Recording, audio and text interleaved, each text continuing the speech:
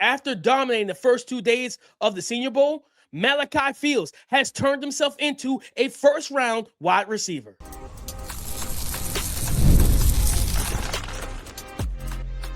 You are Locked On NFL Draft, your daily podcast covering the NFL Draft. Part of the Locked On Podcast Network, your team every day. Welcome back to the Locked On NFL Draft Podcast, your daily podcast covering your favorite draft prospects. Part of the Locked On Podcast Network, your team every day. I'm your boy, Damian Parson. I'm an NFL draft analyst with Bleacher Report. That's my guy, Keith Sanchez. He's a director of scouting with the Draft Network and 2019 national champion with the LSU Tigers. And as always, thank you for making Locked On NFL Draft your first listen of the day. And thank you for making the Locked On Podcast Network the #1 sports podcast network in all of America. It's because of you guys. We got to recap the action from day 2 of Senior Bowl practice while getting ready to preview the action of the day 3 and the final day of Senior Bowl practices, guys. But before we get into all of that, today's episode is sponsored by Prospects. Download the Prospects app today and use the code LOCKEDONNFL to get $50 in lineups after you play your first $5 lineup. Guys, I think we should, if I had the ability, I don't think I do. I might, but I'm not going to test it out on here. I'm pretty sure I have the sound effects. We got to give a round of applause and give Keith his flowers because Keith called it coming into the Senior Bowl, even up before it. He said Malachi Fields was the guy to watch at the wide receiver position. I think my big, Keith, we doing a recap. My biggest takeaway is that he's moving. He is absolutely moving himself up into that back end of the first round type of range. Like for a guy that the way he's playing right now, the way he's practicing and performing. Day one was good. Day 2, he was legitimate on yesterday.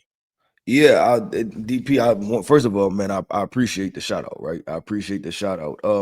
And secondly, I'm gonna be honest. I was a little nervous after day 1, DP. I was a little nervous. I'm like, okay, I talked this guy up. What is he going to do, right? But I mean, you hit the nail on the head, DP. I think what happened was the deep shot, right? That was called. I think Taylen Green threw it. Green, yeah. The deep shot kind of opened people's eyes. And then he kind of finished the short to intermediate part that we talked about, right? That we discussed that, like, hey, I think this guy's a 3-level winner. And I'm happy that we had the podcast yesterday because what did we talk about? I'm like, I feel like he's somewhere in between Xavier Hutchinson and Nico Collins, something of that. I've had some people on Twitter, shout out to our boy who Locked On Jags, and Wig said he reminds him of Brandon Marshall. And I was like, I didn't think about that name. Yeah, that's not a bad comp either. But he definitely performed well. And I want to talk because as we're going through this, right, throw out a couple other names. Georgia State wide receiver DP Ted Hurst. Of that, he's in the first group. The national team, maybe the most physically impressive. Out of and I talked about he's just a body type, type and movement skills. DP he's a lot smoother for his height than what you would initially expect, and even what you would expect on film. Like the young man can sink his hips and get out of breaks. So and he's proportionate, right? All through, like from ankles, calves, all the way up to upper body. Like he's a well-proportioned young man that, like I said, I can easily see translating to being a wide receiver 2 in the NFL. And obviously, depending on situations, right, how much can he elevate? But coming from a smaller school with this, I think they're in the Sun Belt. He's showcasing well. Like day 1 was another big time catch type situation. Day 2 was just putting up points, right? Like just consistent doubles and triples the entire day. And it showed really well. And for those who don't know, when Keith talks about for his size, he's 6'3", almost 210 pounds. To be able to move the way he can. And the crazy thing about it is, I feel like you get him with the right wide receiver, personal coach, off away from not associated with a team, just a guy to work with him in the offseason, things of that nature, to really refine his release package and his approach. He starts winning quickly at the line of scrimmage. He can run by guys. He can stride right past you with his legs and with his speed. And then of course the ball skills, the body control, the hand-eye coordination.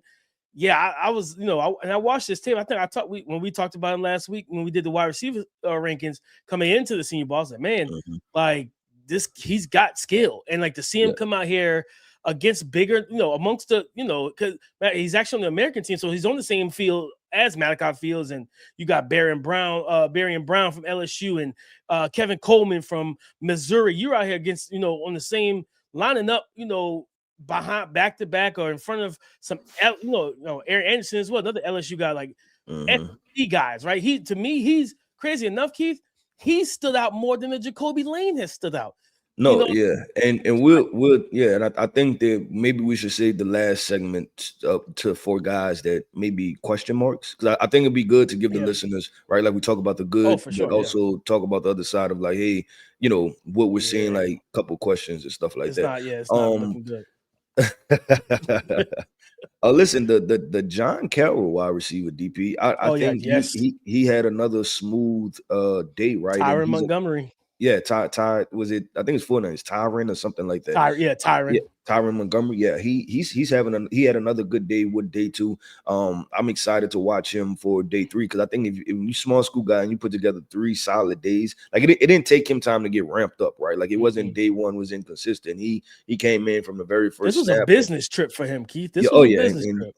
Listen, he made himself some money, right? We always do the stock up, stock down segment. He's a stock up guy, right? He's NVIDIA Google stock right now. It's showing pretty good.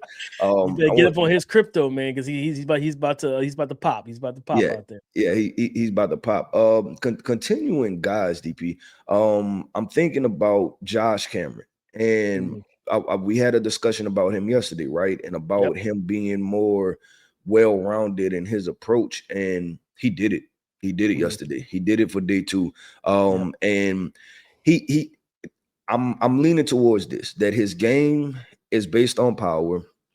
I think that there's some overall lower body tightness with him, right? Like there's just natural lower body tightness. He's just a little, I think you always say muscle bound, right? He's a little muscle bound. But I think there's areas that if you're a wide receiver coach, you can develop this young man.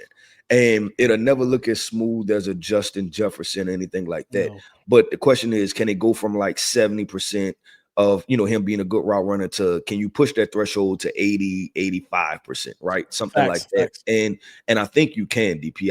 I think you can get him there. And what he showed to me just with day 2, it was the throw the ball to you and it don't hit the ground type of thing, right? Like, and he was the short to intermediate part. Like I said, he was working them. And defenders were on him, but we discussed him even when we did the profile report, right? We talked about his ability to make contested catches and being comfortable with defensive backs draped over him. So he was another young man. I was like, okay, like I like this, right? Like you're standing out in this group as far as just being a good overall wide receiver.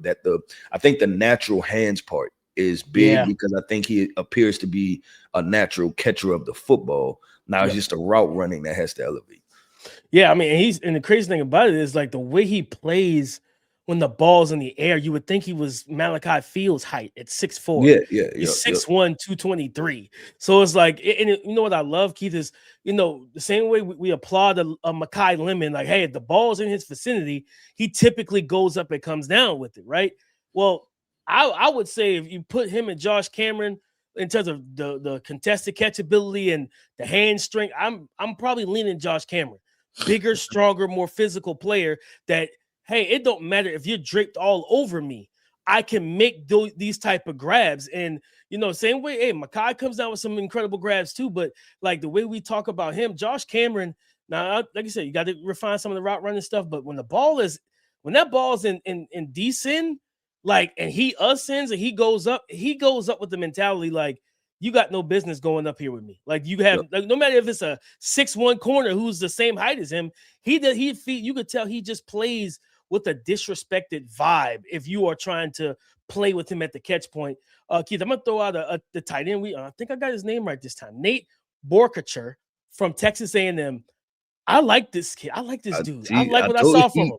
He's a steady Eddie guy. That's why I was like, if he can make a career, I think we talked about it yesterday, right? Now it's like just living in somewhere between Dalton Schultz and Jake Ferguson, right?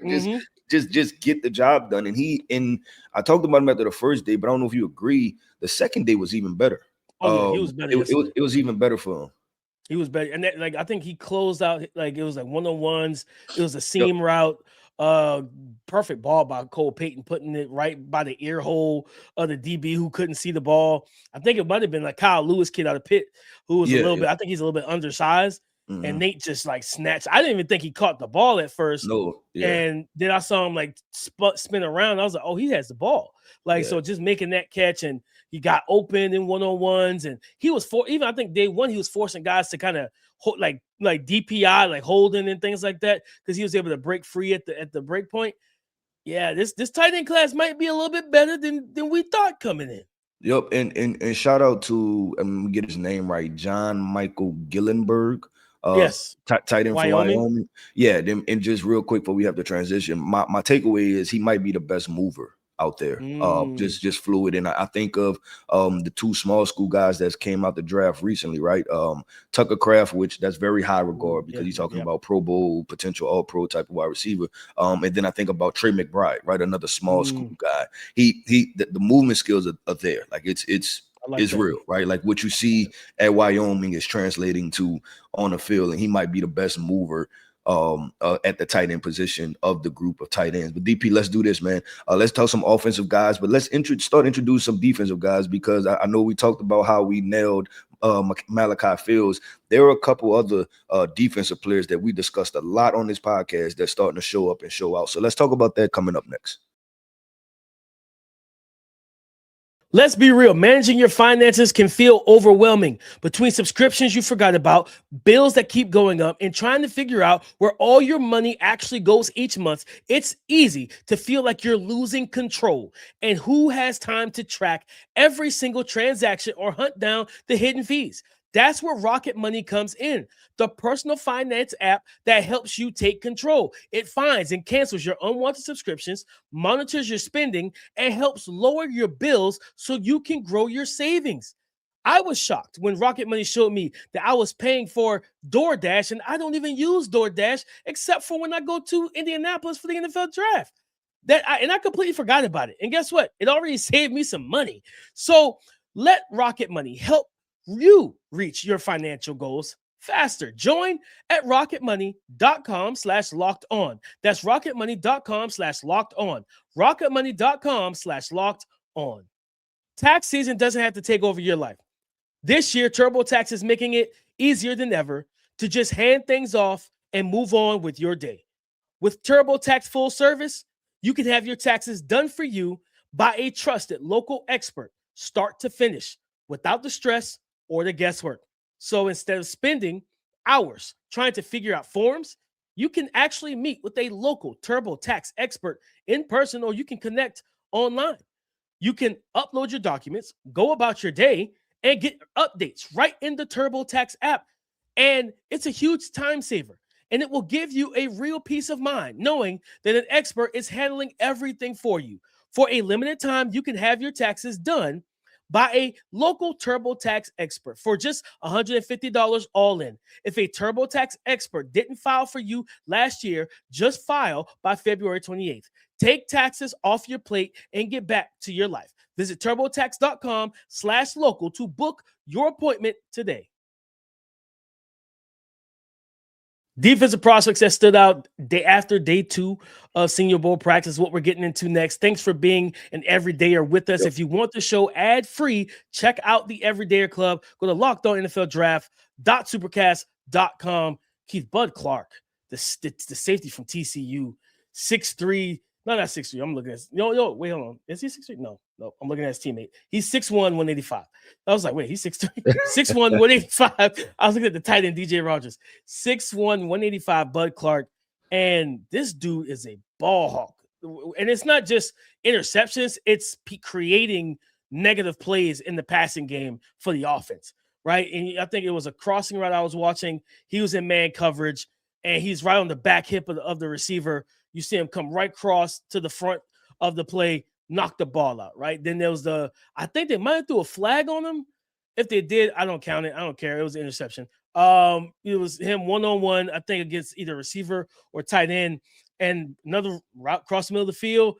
He swats, he breaks up the pass, punches through the receiver's hands, and then somehow he ends up with the interception. I don't even know how that happened.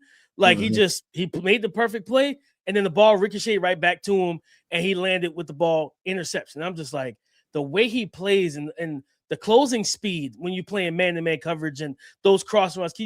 You've seen it with Stingley and a lot of those DBs at LSU. And when y'all played other teams, when you dealing with these type of athletes or really good athletes, and you working those crossing routes, the over routes, the shallow cross, in breakers, you got to have closing speed, because those are the routes that if you get beat at the top of your route, and they separate from you. If the quarterback's on time, that's a completion. Unless there's somebody that's hovering in that area, it's a completion, and you got to then close on it and make the tackle. But he's able to get there before the ball or meet the ball at the receiver. Bud Clark had a hell of a day yesterday, and I think he's like in the safety class that it's Caleb Downs, Dylan Thieneman, and I'm blanking on a couple other guys. So Michael Taft. There's some solid safeties in that those next two tiers. Emmanuel McNeil Warren. Right? Yeah, yes. Ian W from Toledo. I think Bud Clark is moving himself up into that second tier of those safeties. Yeah, I agree with that 100%. Definitely a standout. They made one of because we have a few defensive guys, right? But maybe the standout defensive back when you talk about that stretch that he had beginning of practice to probably about the first or second team period, may have the best stretch that any defensive back had thus far through Senior Bowl practice, right? As far as just making play after play. And I'll tell you this, DP, he let everybody know.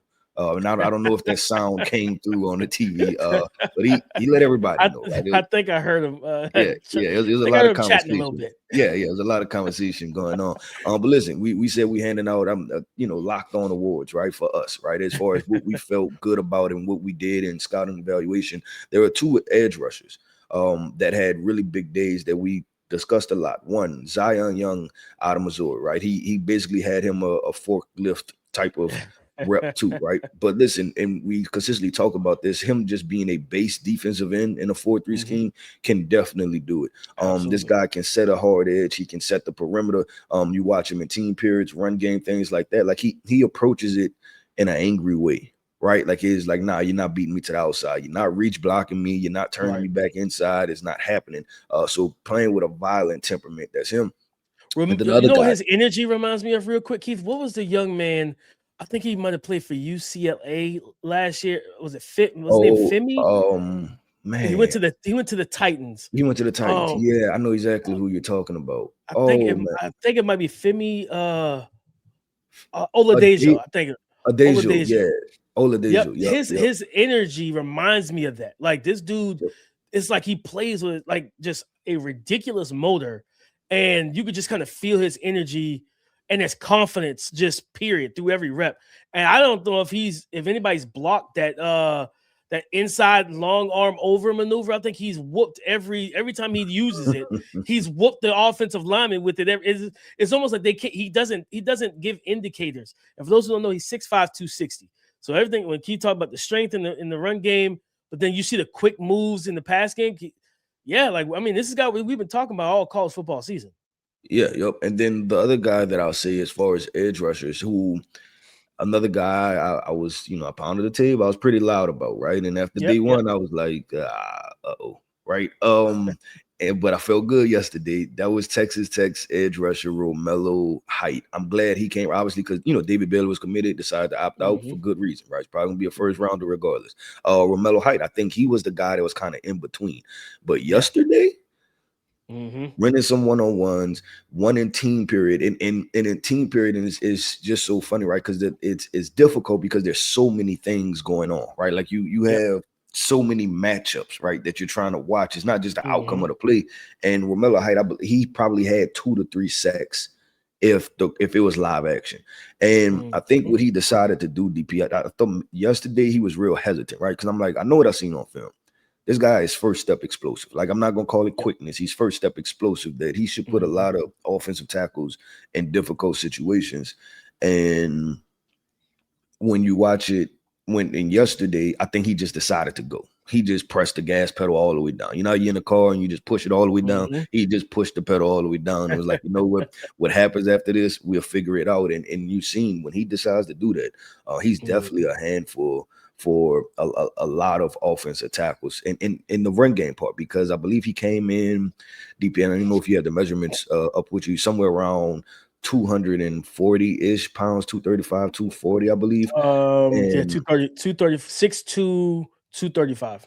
235. So to frame, I'll say it's a filled out 235. It's not a very thin. It's a filled out 235. So he's a young man that's in the weight room. And then secondly, effort in the run game, I think, is going to give him the opportunity to be a full-time starter if you want to put him at edge, because from the run reps I've seen, he gives it all. And it was something that I was paying attention to, right? Like, is he a guy that's kind of like, I'm 235 and he's already approaching it with a defeated attitude? Or is he like, no, I'm 235 pounds, right? Like, you know what I'm saying? Like, is he looking at it like, nah, shoot, I'm 235? Like, and he was bringing it, right? He was bringing it in the run game. So I was definitely appreciative of that. So yeah, that's two more guys we talked about here on a Locked On podcast, and we was like, guys to watch out for, and definitely played well. No, 100%. I think, it's the same thing with Zion Young. Like, with Romello Height, he's got that first step explosiveness to threaten that outside shoulder. And if you overset, like, he works right back across your face. Like, he has that inside counter with the cross chop, the double hand swipe. Like, I think about, and I'm not saying he's this guy. It's the conversation that this guy had on. They say the name, people are gonna be like, oh no, I'm not saying this. I think about Von Miller, but I think about the conversation that Von Miller had that said, listen, all of these different pass rush moves, when people want to throw out cross chops and dip rips and spin and all this other stuff, he said, the first thing I always thought it was, I had to be the fastest guy off the ball on the football field. I had to beat wide receivers off the ball. Like, and it started with speed, right? And I think about when Von said that, and I look at Romello, and I'm like, okay, I'm not projecting you to be an all-pro Hall of Fame guy, but can this first step explosiveness get it to where you're a double-digit sack guy for me if you play full-time edge, right? Or you know what I'm saying? And you potentially sprinkle in could the floor be 7.5 sacks a season? You know what I mean? Yeah, can it be anywhere between 7 and 10 or 11, and you make a couple Pro Bowls throughout your career, right? And if you draft that DP potentially back into the first, second round, then you're in a pretty good spot. And let's look at the back end of the first round for a lot of these past 5 drafts. There's not a lot of wins, right? No. Like it gets spooky season when you get to the back end of the first round as far as that. But DP, let's do this, man. We talked about the guys that stood out, but I want to have a conversation about the guys that I want to say alarming, a little bit more concerning, and guys that we may want to see a little bit more from, because just based off of our previous rankings walking into the Senior Bowl, we're not complete in how we are seeing them during the Senior Bowl. So let's talk about that coming up next. If you've ever hired someone who looked good on paper but wasn't the right fit, you know how important that is. When you want candidates who truly match what you're looking for, trust Indeed sponsored jobs. Hiring? Indeed is all you need. Stop struggling to get your job post seen on other sites. Indeed's sponsored jobs put your post at the top of the page and help you reach the right candidates faster. According to Indeed data, sponsored jobs posted directly on Indeed are 90% more likely to report and hire than non-sponsored jobs. So spend more time interviewing candidates who check all of your boxes with less stress, less time, and more results using Indeed sponsored jobs. Listeners of this show get a $75 sponsored job credit to help give your job the premium placement it deserves at Indeed.com/LockedOnNFL. Just go to Indeed.com/LockedOnNFL right now and support the show by saying you heard about Indeed on this podcast. Terms and conditions apply. Hiring, do it the right way with Indeed. There's nothing like being in an NBA arena. The crowd, the energy, the moment. Getting tickets, though, well, that part hasn't always been so simple, right? But that's why Game Time has become the go-to app for scoring tickets fast without the hassle. It puts the advantage back where it belongs. With you, with me, with us, the fans. Everything feels quick, intuitive, and stress-free from start to finish. And they have great last-minute options too, with NBA tickets showing up at solid prices. Take the guesswork out of buying NBA tickets with Game Time. Download the Game Time app, create an account, and use the code Locked On for $20 off your first purchase. That's code Locked On, LOCKED, for $20 off. So download the Game Time app today, and remember, it's GameTime.co, not .com. Thank you for making Locked On NFL Draft your first listen today and everyday. Shout out for being our everydayers. Time to talk about those guys that we want to see more from on the final, especially the final day. This is the last day of practices, and hopefully most of the guys who have been participating in practice this week, we will see play in the game. Some guys who dominate typically don't play in the game, and that's for good reason.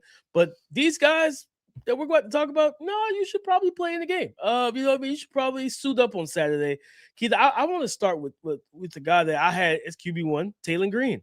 It's the Taylen Green experience. You get the explosive plays, right, with his legs yesterday, then the climb the pocket, the deep ball that he threw to Malachi Fields and everything, which, that was more Malachi Fields on the catch. I wish that Taylen would have kind of set his feet a little bit instead of the kind of jump man throw at the line of scrimmage. I'm like, dude, you're sick. You don't need to do that. Like, you have the arm for it. Get your feet underneath you and just deliver the moon ball so he could just walk underneath that.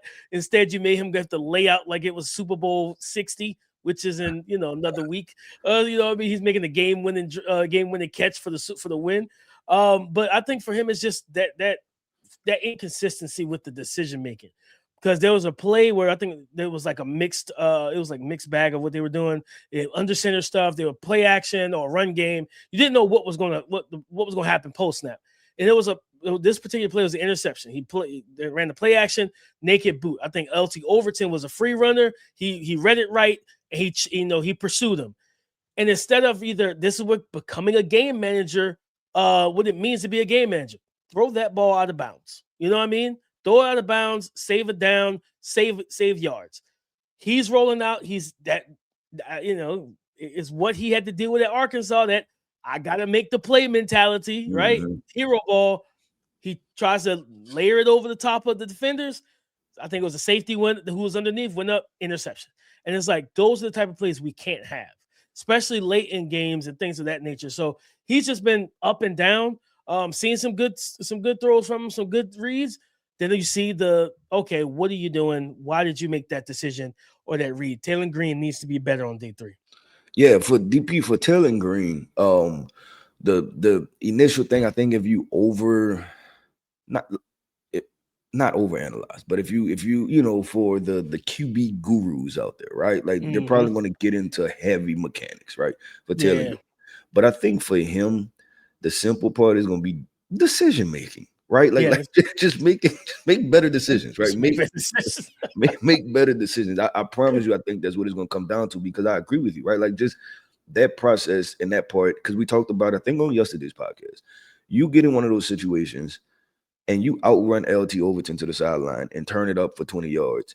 Instead of that potentially being an interception, it turns into, oh, wait, that guy might be a 4 or 5 guy, right? Mm-hmm. And I might be able to do something with that. You kind of get what I'm saying? So for him, it's going to be that, because I think the mechanics, the throwing motion, not the feet work, the throwing motion, I'm not sure how much is going to change. I'll tell you, and we talked about this after the Manning Passer Academy too. I think I told you this, like, the guy got a rocket. When it's a deep ball that needs to be uncorked, he's going to uncork it, and it's going to go deep, and it's going to go very far. So that part is there. It's just coming down to decision making. 2 guys I'm gonna go with DP. I'm gonna go with defensive backs. I'm gonna start with Tennessee's defensive back, Colton Hood. I've seen him as high as top 15 in some people's top player rankings. I'm not going to say they're wrong. I'm just going to say I disagree. I disagree, DP. That's the best way I can put it. And I'll tell you that, like, even coming into it, I couldn't be that aggressive with, like, just watching the film, right? Like, not even a senior boy evaluation, just watching the film, I had concerns. And those film concerns, they're translating to field concerns watching him in person. And it's a high and low, but in this game, DP, you can't be inconsistent And there are some inconsistencies that's going on with him, and I think it's going to be a conversation of athletic threshold. It's going to be a conversation of fluidity. It's going to be a conversation of playing man to man. You know who he kind of reminded me of? Tyreek Stevenson. And you know how Tyreek, we didn't know how fast he was. Like we had, you know what I'm saying, like concerns about like how fast he was. We played man, but then Tyreek thrived in what that was Matt Eberflus's system, right? Where they play kind of cover 2 heavy zone, things like that. I'm starting to see Colton in that light because he's a competitive young man. You know, he's scrappy, those things. Like I understand why people, you know, could buy into him being an NFL prospect for sure. It's just when you talk about the elite of the elite and going first round and top 50 picks, I'm just saying that I wouldn't do it, right? I think that's the best way. And I'm trying to be as polite as possible, obviously.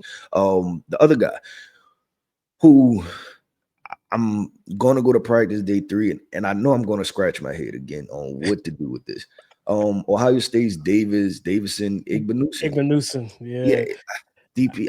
We talked about you talked off air. I think after the first practice, and you mentioned your concerns, and I went back to the film, and I was like, you know, I think it was a rep against Kevin Coleman, from Missouri, and I was like, oh, there it is. I was like, there it is. Like that's not good. I was like, this is what Keith was talking about. I was like, this is alarming. Like, you know what I mean? Like Kevin Coleman released, got upfield. I was like, oh man, like this, like Davidson, you look real sick. Like it just looked like when you're watching the movie and it's like lagging, so you miss parts. Like that's what it looks like. It just looked like line of scrimmage mid route, and he's like, what happened between line of scrimmage and mid route? Like, where's the other part? Tell people this. Yeah, and this is going to sound so simple, right? But it's one of the best things I learned in scouting defensive backs, right, from my time at LSU. One of the best, and it's so simple. It is so simple. And I'm gonna give our listeners, and I'll just apply it. Can he run? And that's something my defensive back coach asked me every single time I bought him a player. He asked me, Keith, can he run? And if I was hesitant, if it was not a glaring yes, it was like, take him back. I don't want him, right? And it's because when you get in these situations, DP, is that you see that the makeup speed is so important to get back in phase. And usually, and this is the other part, that you're going to lose at the line of scrimmage, right? And even, you know, I had Derek Stingley, right? So Derek Stingley, all pro corner, right? But you watched him in the divisional round lose to Keyshawn Booty, a little LSU on LSU crime, right? But what happened is that Derek Stingley has makeup speed, and you're going to lose at the line of scrimmage at some point. You have to have the makeup speed to get back in phase, but not only like press to get back in phase. And when I say press, I'm talking about like rush and panic to get back in phase. But you have to be confident in your speed not to panic. That's why I always talk about panic or patience in those situations. Also, is that, okay, the ball is in the air, I'm out of phase, but I have the makeup speed to get back in phase and turn around, right? And go play the football. So that I have to figure that. He's a day 3 guy. He's a day 3 guy that I have to get this because I have to put a grade somewhere, right? And I have to get that part figured out. But DP, as we wrap up real quick, I just want to give 2 shout outs to 2 players in positions that a lot of people don't talk about. 2 linebackers. Jacob Rodriguez. He did what he did yesterday with day 2 is what he did his entire last year, and that's just create turnovers, right? Just forcing and creating turnovers. Jack Kelly. I think Jack Kelly had a forced fumble also. BYU linebacker, go check this young man out. He's played stack linebacker, but he has some pass rush abilities. There's some pass rush things that can be uncovered with this young man to where he can potentially give you 5. And then lastly, I want to make sure that I'm saying the right Jeremiah. Auburn offensive lineman Jeremiah Wright. Listen, he may not be fully refined as an offensive lineman, but the guy is mean, tough, and nasty. Former defensive lineman, and that's how he plays the offensive line position. You can tell too. Trash to the offensive lineman. He wants to get after it. So you could tell. Yeah, check out those 3 guys just for, you know, kind of, I guess, just wrapping up, right? And that are not at sexy positions, but they're definitely making themselves some money. But DP, that wraps up another episode, man, of the Locked On NFL Draft Podcast. I want to end this podcast off by saying shout out to our everydayers. Thank you for tapping in with us each and every single day. I am Keith Sanchez. You can find me on X at The Talent Code. That right there is my guy, my co-host, Mr. Damian Parson. You can find him on X at DP_NFL. And like we like to say, man, y'all come talk to us because we like to talk back. Go subscribe and follow for free on YouTube, wherever you listen to podcasts, to get the latest episode as soon as it is available. Come and join the conversation again tomorrow on the Locked On Podcast Network, your team every day.